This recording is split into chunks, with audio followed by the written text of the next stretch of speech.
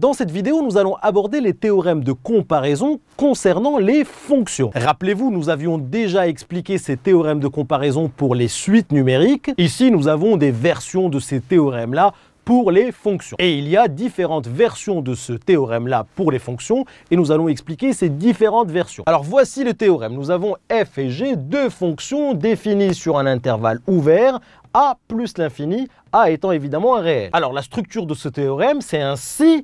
Alors, si nous avons ici condition numéro 1 et condition numéro 2, si ces deux conditions sont vérifiées, alors je vais pouvoir conclure. Alors, regardons ensemble la première condition. Si pour tout x strictement supérieur à a, j'ai f de x inférieur ou égal à g de x. Et qu'en plus de ça, j'ai la limite quand x tend vers plus l'infini de f de x qui est égal à plus l'infini, je vais donc pouvoir conclure que la limite quand x tend vers plus l'infini de cette fonction g est égal à plus l'infini. C'est très facile à comprendre, regardez ce que ça donne graphiquement. Alors ici, je suis sur un intervalle a plus l'infini. La condition numéro 1 me dit que f de x est inférieur ou égal à g de x sur cet intervalle-là, ce qui est le cas ici. Regardez, la courbe représentative de la fonction f est en dessous de la courbe représentative de la fonction g.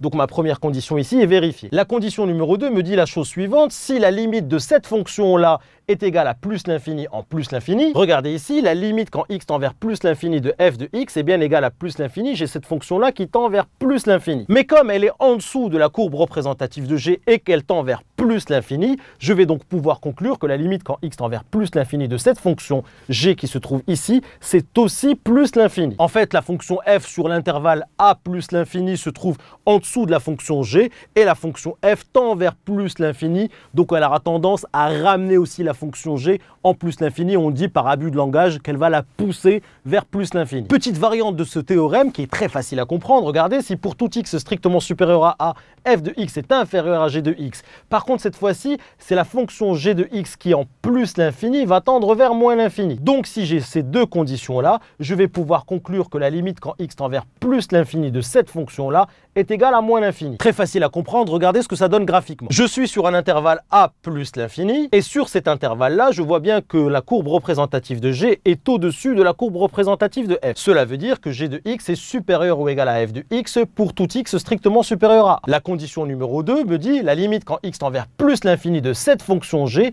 est égale à moins l'infini. Regardez cette fonction g ici, quand x tend vers plus l'infini, elle plonge vers moins l'infini. Donc je vais pouvoir conclure que la limite quand x tend vers plus l'infini de cette fonction f est égale aussi à moins l'infini. En fait, comme la courbe de la fonction g est au-dessus de la courbe de la fonction f et que la limite quand x tend vers plus l'infini de la fonction g est égale à moins l'infini, elle va forcer la courbe représentative de la fonction f à tendre aussi vers moins l'infini. Et évidemment, ces théorèmes fonctionnent aussi de la même manière en moins l'infini. Ce sont des variantes du théorème. On va les voir très rapidement ensemble. Donc on a ici deux fonctions f et g sur un intervalle moins l'infini a ouvert, a étant un réel. Si pour tout x strictement inférieur à a, j'ai une fonction f qui est inférieure à une fonction g et qu'en plus la limite quand x tend vers moins l'infini cette fois-ci de la fonction f est égale à plus l'infini, alors je vais pouvoir dire que cette fonction g en moins l'infini va tendre vers plus l'infini. Très facile à comprendre, regardez ici, je suis sur un intervalle moins l'infini a et sur cet intervalle-là, j'ai bien f de x qui est inférieur à g de x. Regardez, la courbe en rouge ici, la courbe représentative de f est en dessous de la courbe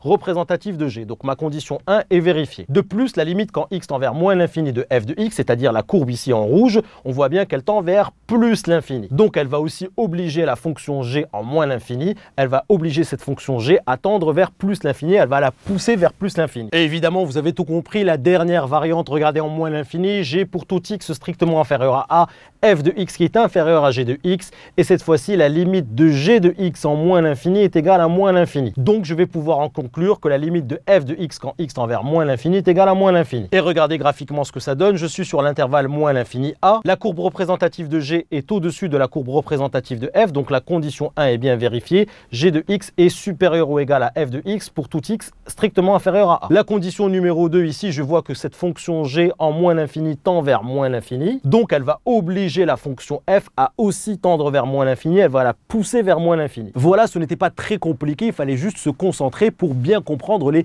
conditions du théorème et savoir bien sûr retrouver les 4 variantes de ce théorème de comparaison. Nous allons évidemment avoir l'occasion en exercice d'appliquer ces 4 variantes de ce théorème-là pour déterminer des limites de fonctions qu'on ne peut pas trouver directement à l'aide des théorèmes généraux sur les limites de fonctions. Si tu as aimé cette vidéo, n'oublie pas de t'abonner à ma chaîne en cliquant cliquant sur le bouton en bas, tu seras averti à chaque fois que je vais poster une nouvelle vidéo. Et surtout, n'oublie pas d'aller jeter un petit coup d'œil à mon site kifflesmaths.com. Je t'ai mis ici le lien à ta droite. Sur le site, je te propose plein d'autres ressources et te réserve évidemment des surprises. À tout de suite sur kifflesmaths.com.